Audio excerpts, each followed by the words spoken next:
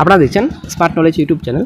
তো বন্ধুরা, রাজ্যে 900+ টোটাল শূন্য পদে ট্রান্সপোর্ট ডিপার্টমেন্টের নতুন নিয়োগের বিজ্ঞপ্তি প্রকাশিত হওয়ার একটা গুরুত্বপূর্ণ আপডেট বর্তমানে উঠে আসছে। ঠিক আছে, তো পরিবহন দপ্তরে নিয়োগের বিজ্ঞপ্তি খুব শীঘ্রই প্রকাশিত হচ্ছে, এমনটাই গুরুত্বপূর্ণ আপডেট বর্তমানে পাওয়া যাচ্ছে। আজকে আমরা এই ভিডিওতে সম্পূর্ণ তথ্য আলোচনা করব। সঙ্গে থাকুন, ভিডিও শেষ পর্যন্ত দেখুন। চ্যানেল নতুন দর্শক অবশ্যই চ্যানেলটিকে সাবস্ক্রাইব করে দিন, সঙ্গে অনশন করে রাখবেন প্রতিনিয়ত যে কোনো সরকারি বেসরকারি সবার আগে চাকরির খবর আপডেট পাওয়ার জন্য। আপনারা অবশ্যই দেখতে পাচ্ছেন মুখ্যমন্ত্রীর নির্দেশে 900 পরিবহন কর্মী নিয়োগ, রাস্তায় নামছে 200 সিএনজি বাস। তো বন্ধুরা, আসলে ভালো একটা খবর। তো 900 শূন্যপদ এখানে থাকবে। তো মুখ্যমন্ত্রী বর্তমানে নির্দেশ দিয়েছেন 900 জন কর্মী নেওয়া হবে পরিবহন দপ্তরে। ঠিক আছে, তো অফিস টাইমে বাস না মেলায় নাজেহাল যাত্রীরা, কিংবা অফিস ফেরবার সময় এয়ারপোর্ট এলাকায় বাসের জন্য এসব নিজেরই নজরে এসেছিল মুখ্যমন্ত্রী মমতা বন্দ্যোপাধ্যায়ের বছর শুরুর প্রশাসনিক বৈঠকে। এ নিয়ে পরিবহন দপ্তরের বিরুদ্ধে সরব হয়েছিলেন তিনি। কেন রাস্তায় বাস কম, কেন পরিষেবা পাচ্ছেন না সাধারণ মানুষ, তা রাস্তায় নেমে খতিয়ে দেখতে পরিবহন মন্ত্রীকে নির্দেশ দিয়েছেন মুখ্যমন্ত্রী।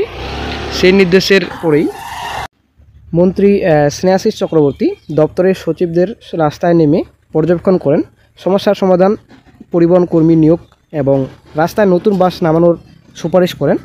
এরই সূত্র ধরে সরকারি বাস পরিষেবায় মান বৃদ্ধিতে একগুচ্ছ গুরুত্বপূর্ণ পদক্ষেপ নেওয়া হয়েছে। সূত্রের খবর, 900 পরিবহন কর্মী নিয়োগ করা হচ্ছে, রাস্তায় নামানো হচ্ছে 200 সিএনজি। নবান্ন সূত্রে খবর, আসন্ন মন্ত্রিসভার বৈঠকে এই নিয়োগ প্রস্তাবে সিলমোহর দেওয়া হতে পারে, তারপরেই শুরু হবে নিয়োগ প্রক্রিয়া।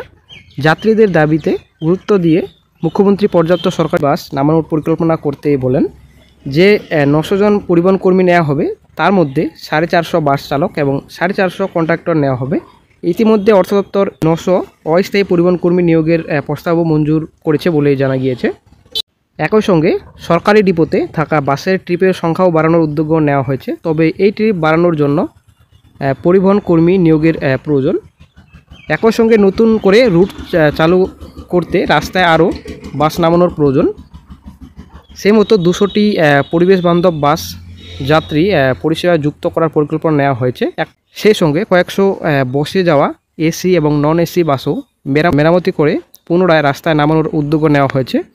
এইসব পদক্ষেপ থেকে বোঝা যায় বিভিন্ন উপায়ে রাস্তায় সরকারি বাসের সংখ্যা বৃদ্ধি 26-এর বিধানসভা নির্বাচনের আগে রাজ্য সরকারের লক্ষ্য। তো বন্ধুরা, আপনারা আশা করি বুঝতে পারলেন, এখানে 900 টোটাল ভ্যাকেন্সি থাকবে পরিবহন দপ্তরে। তো কন্ট্রাক্টর কিছু নেবে 450 মতো কন্ট্রাক্টর, দেন আপনাদের এখানে বাস ড্রাইভার আপনাদের 450 নেওয়া হবে। টোটাল কিন্তু 900+ কিন্তু ভ্যাকেন্সি থাকবে। তো বন্ধুরা, অত্যন্ত সুখবর। তো রাস্তায় যেহেতু 200 সিএনজি বাস নামছে, তো সেই জন্য অবশ্যই কর্মী দরকার। তো তার জন্য কিন্তু 900+ টোটাল ভ্যাকেন্সি কিন্তু থাকবে। ঠিক আছে, মুখ্যমন্ত্রীর নির্দেশে কিন্তু এই পদক্ষেপ নেওয়া হয়েছে বর্তমানে।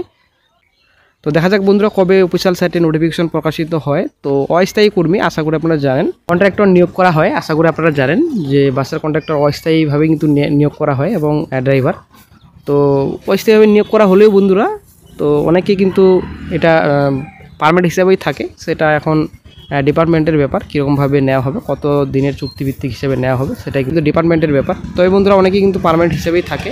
তো বন্ধুরা, আসলে একটা ভালো খবর, যদি 900+ টোটাল শূন্যপদে পরিবহন দপ্তরে কর্মী নিয়োগ করা হয়, তো আসলে বন্ধুরা খুবই ভালো খবর সবার চাকরি প্রার্থীর জন্য। দেখা যাক অফিসিয়াল সাইটে কবে বিজ্ঞপ্তি প্রকাশিত হয়। যখনই নতুন আপডেট, গুরুত্বপূর্ণ আপডেট পাওয়া যাবে, সঙ্গে সঙ্গে চ্যানেল আপডেট দিয়ে দেওয়া হবে। তো বন্ধুরা, আজকে এই চাকরির আপডেটটি আপনার সঙ্গে শেয়ার করার ছিল। ভিডিও যদি ভালো লাগে, লাইক শেয়ার কমেন্ট অবশ্যই করবেন। ভালো থাকবেন।